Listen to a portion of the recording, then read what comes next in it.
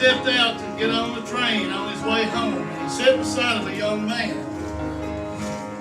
To pass the time, the minister asked the young man to say something about the weather or just talking.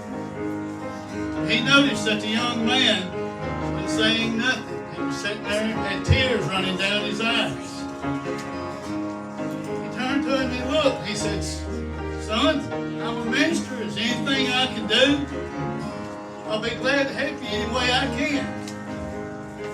Through his tears, the young man proceeded to tell his story. "Rachel, 2 years ago, I got so mean at home, I even stroked my father. Dad came to me and he said, 'Dad, son, you're going to have to leave. You're breaking your mother's heart.'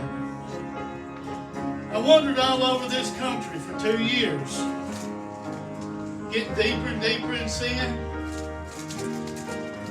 getting meaner and meaner. But then about 3 weeks ago, Pastor, God gloriously saved my soul. Amen. Now I'm on my way back home."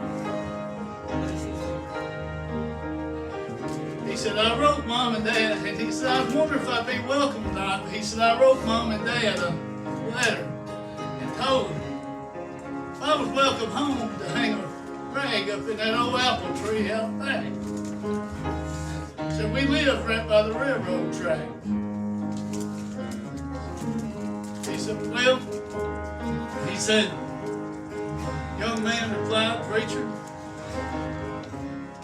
he said, then how will I know?" And he told him about the rags.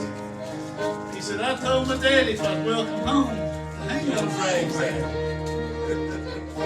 Preacher dusted off the windows as coming around. He said, "Our house is just right down on the right." He said, "Son," he looked with a big old smile. He said, "Let me tell you, son, you ain't got a thing to worry about."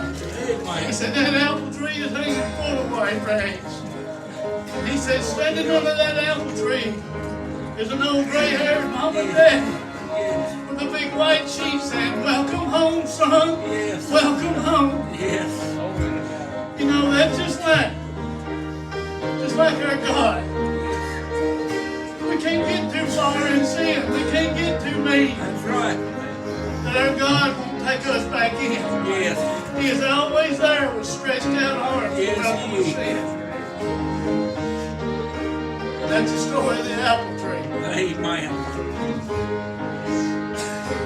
Coming home, coming home, never want you home.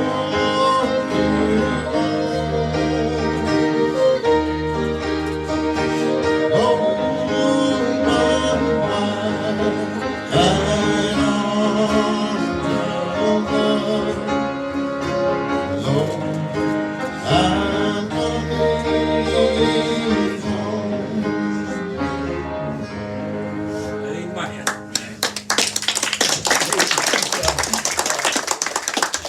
You know, I want to keep his recitations alive.